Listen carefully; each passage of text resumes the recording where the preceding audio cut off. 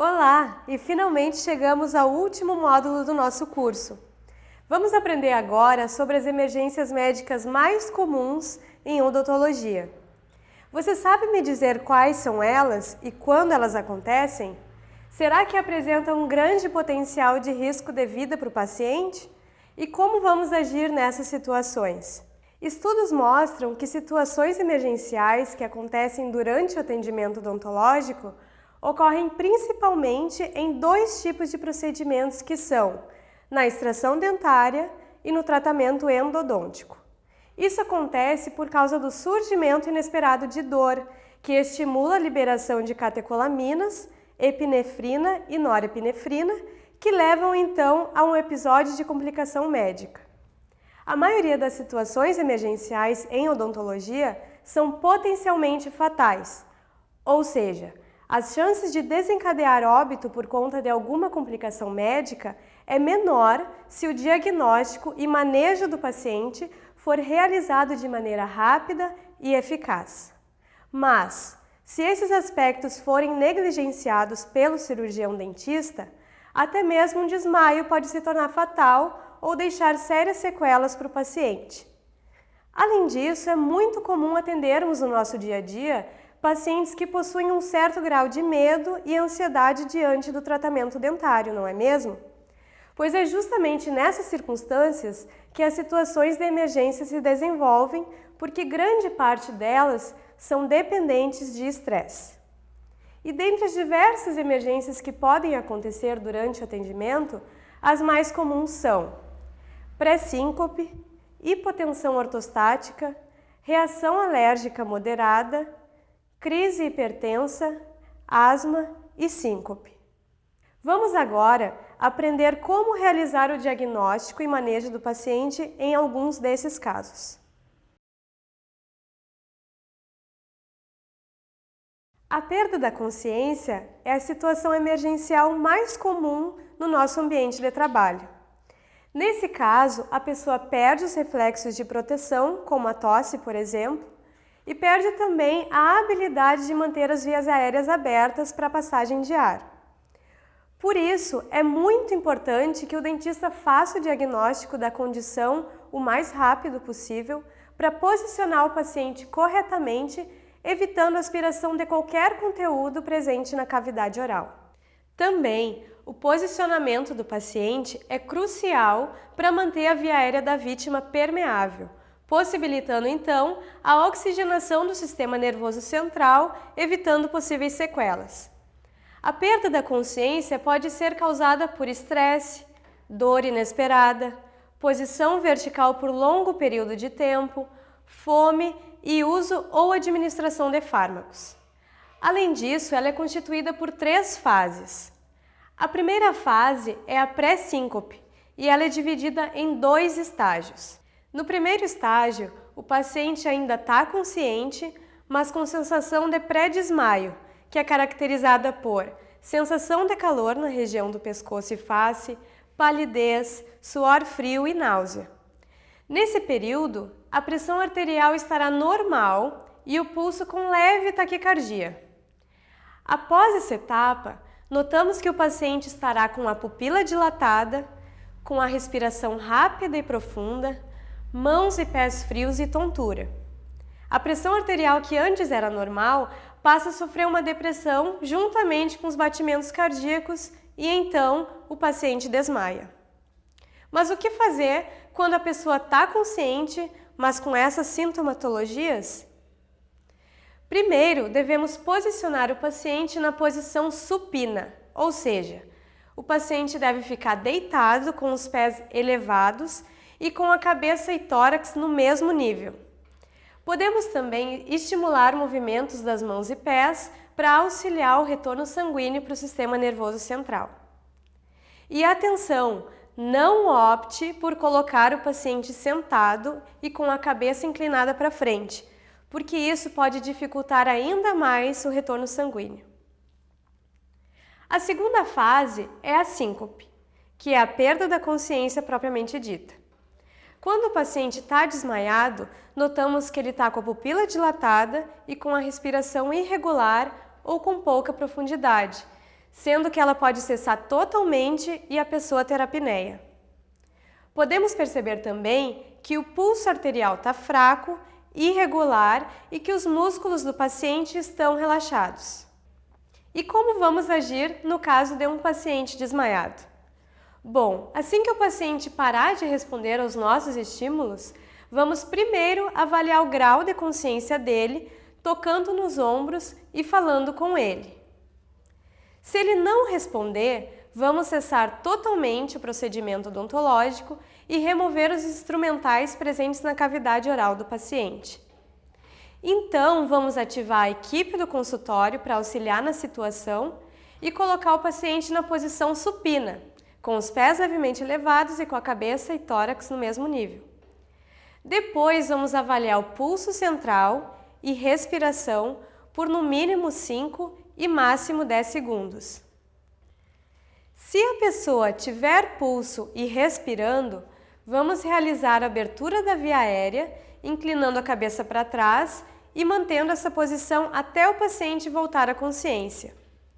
Lembre de tocar apenas nas estruturas ósseas quando for realizar esse procedimento. Além disso, podemos administrar oxigênio e afrouxar peças de roupas apertadas. E, finalmente, vamos monitorar os sinais vitais da vítima até ela retornar à consciência. Mas, e se o paciente for uma grávida que desmaiou? Será que temos que agir diferente nesses casos? E a resposta é sim. Em caso de gestante, não devemos colocar a paciente em posição supina, porque isso dificulta ainda mais o retorno sanguíneo para o sistema nervoso central. Nessa situação, vamos colocar a grávida em posição lateral esquerda. Como podemos perceber, durante o desmaio, temos que agir da maneira mais rápida e correta possível, posicionando o paciente adequadamente. E essa pode parecer uma medida muito simples, mas muito importante para a prestação de socorro da vítima. Porque pense comigo, o paciente já está com a respiração ineficaz e com um pulso central fraco, fazendo com que o sangue bombeado pelo coração não esteja na quantidade ideal e com a concentração de oxigênio adequada, e além disso, o relaxamento muscular obstrui as vias aéreas. Então, se o paciente não for posicionado corretamente e a abertura da via aérea não for feita, a difusão de oxigênio vai estar ainda mais prejudicada e isso pode levar à morte celular do cérebro, coração e pulmões. A terceira e última fase da perda de consciência é a pós-síncope, que é quando acontece o restabelecimento da consciência. Nesse estágio, o paciente demonstra estar confuso e desorientado. Quando a pessoa volta à consciência, nós não devemos dar continuidade ao procedimento odontológico e temos que verificar o que ocasionou esse episódio para prevenir novas ocorrências. E atenção, o paciente deve sair do consultório acompanhado, porque as chances de ocorrer um novo episódio de síncope persiste por 24 horas após ele ter perdido a consciência.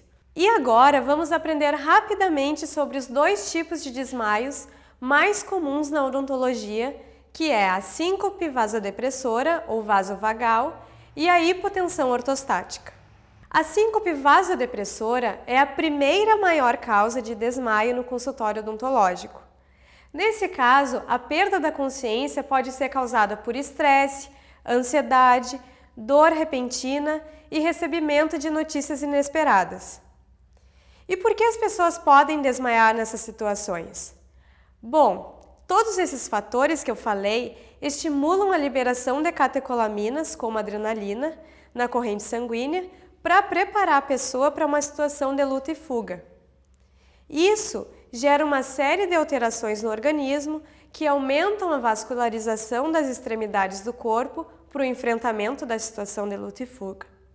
Consequentemente, a quantidade de sangue recebido pelo sistema nervoso central fica diminuída e por isso a pessoa desmaia. A hipotensão ortostática é a segunda maior causa de perda de consciência no nosso ambiente de trabalho. Nesse caso, o desmaio ocorre por uma mudança brusca de posição que gera uma queda de pressão arterial, fazendo com que a pessoa desmaie. Como podemos ver, esse tipo de desmaio não está associado ao estresse, mas sim à mudança brusca de posição. Em ambos os tipos de desmaio, o manejo do paciente é igual ao visto anteriormente, com a única diferença de que na síncope vasodepressora devemos evitar expor o paciente a situações de estresse e na hipotensão ortostática devemos ter maior cuidado com a mudança brusca de posição do paciente na cadeira odontológica.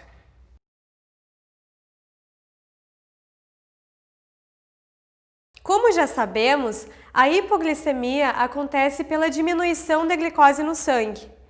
Essa alteração pode ser estimulada pela falta de alimentação ou pelo excesso de insulina que o paciente diabético insulino-dependente administra diariamente. Os sinais e sintomas nesse caso são mudança brusca de humor, o paciente relata fome e náusea, percebemos que ele está com a consciência alterada, ansioso, irritado, pálido e suando, e pode haver eventual perda de consciência. O manejo do paciente com hipoglicemia vai depender se ele ainda está consciente ou não. Se o paciente está consciente e cooperativo, devemos primeiro interromper o procedimento odontológico, posicionar o paciente de maneira que ele se sinta confortável e dar carboidratos, bebidas açucaradas ou barras de doce para ele consumir. Mas e se o paciente está inconsciente, não cooperativo ou o consumo oral de alimentos está inviável, como em cirurgias, por exemplo, devemos interromper o procedimento odontológico, aplicar todo aquele protocolo de perda de consciência que já aprendemos e, além disso, administrar medicamentos via parenteral. Essa medicação pode ser o glucagon 1 mg por via intramuscular ou 50 ml de solução de glicose 5% por via intravenosa durante 2 a 3 minutos. E, por fim, monitoramos os sinais vitais do paciente até que haja melhora. E atenção! Nunca devemos introduzir qualquer tipo de alimento ou líquido na boca do paciente quando ele estiver inconsciente, porque isso pode causar alguma aspiração do conteúdo e gerar grandes complicações.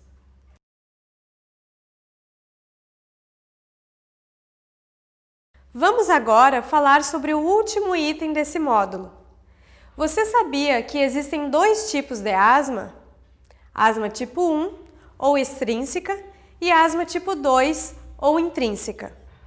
A diferença entre elas é que a asma tipo 1 é desencadeada por fatores alergênicos, sendo mais comum em pacientes com histórico de alergia e em crianças. Já a asma tipo 2 se desenvolve por fatores relacionados ao estresse físico ou psicológico, não tem relação com reações alérgicas e é mais comum em adultos.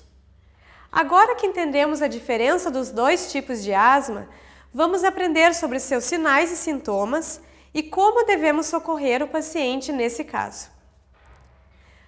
Quando estivermos diante de um paciente com crise aguda de asma, vamos notar 3 sintomas principais que são tosse, presença de chiado durante a respiração e dificuldade para respirar. Além disso, o paciente pode relatar uma sensação de congestão no peito e pode ou não ficar cianótico, ou seja, ficar com as extremidades e mucosa arroxeadas pela falta de oxigênio. A pressão arterial e ritmo cardíaco também podem aumentar pelo estresse. E como vamos agir nesses casos? Se estivermos diante de um episódio agudo de asma leve ou moderado, devemos primeiro interromper o procedimento, posicionar o paciente de modo que ele se sinta confortável, remover imediatamente todos os materiais que estão dentro da boca dele e tentamos acalmá-lo. Então, administramos oxigênio e um broncodilatador que deve ser de preferência inalatório, como salbutamol 100 mcg a dose, por exemplo. Depois que a crise asmática passar, podemos continuar o atendimento e devemos avaliar se o paciente está numa condição estável para deixar o consultório, caso ele esteja sem acompanhante. Todo esse procedimento que acabamos de conhecer é com relação a uma crise asmática leve ou moderada. Mas, e se estivermos diante de um paciente com uma crise asmática severa? Como vamos proceder? No caso de asma severa, vamos realizar esse mesmo processo que acabamos de conhecer, mais administração parenteral de broncodilatadores, como 3 ml de epinefrina 1/1000 por via subcutânea. Nos casos de asma severa, em que o paciente teve que ser submetido a uma medicação por via parenteral, a hospitalização deve ser realizada. Portanto, devemos acionar o serviço de emergência especializado, como o SAMU, para tomar as devidas providências. E chegamos ao fim do nosso curso. Espero que ele tenha te ajudado a criar mais confiança para atender os teus pacientes e tenha contribuído para o teu crescimento pessoal e profissional. Agradeço muito pela tua atenção e jamais esqueça, a vida de alguém pode estar nas tuas mãos. Um abraço, até mais!